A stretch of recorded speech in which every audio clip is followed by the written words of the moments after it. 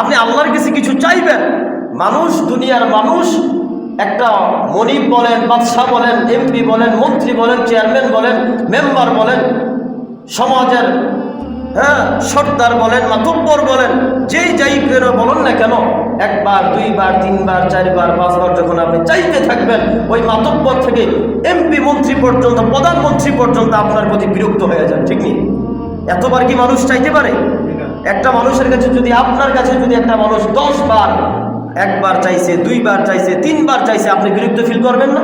অবশ্যই বিরক্ত ফিল করবেন। কিন্তু আল্লাহ বলছেন না, বান্দার মতো আমি আল্লাহ না। আমি আল্লাহর কাছে যদি কোনো বান্দা না চায়, তখন আমি রাগান্বিত হয়ে যাই। যখন বান্দা আমার কাছে চায়, তখন আমি আল্লাহ খুশি হয়ে যাই। সুবহানাল্লাহ। অতএব মানুষ আর বান্দার সাথে মিলাইতে যাবেন না। বান্দার কাছে আপনি একবার, দুইবার, তিনবার কোনো কিছু চাইবেন, বিরক্ত করবে, বিরক্ত ফিল হয়ে যায়। দুইবার আসছো, তাই আবার তিনবার আসছো, আর আসবি না, আমার সব এলাকার মধ্যে তোর জন্য আল্লাহ দিন কথা কয় না এমন। আর আল্লাহ বলে না, তুমি যদি আমার কাছে না চাও, আমি বিরক্ত হই, আমি কষ্ট পাই।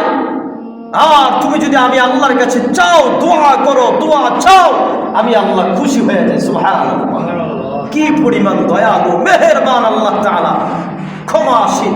ওই আল্লাহ বলছে আপনি যত চাইবেন তত আল্লাহ খুশি হয়। বলেন, যত চাইবেন তত কি হয়? খুশি হয় আল্লাহ। অথবা আল্লাহ তাআলার কাছে বেশি বেশি চাওয়ার চেষ্টা করবে ইনশাআল্লাহ।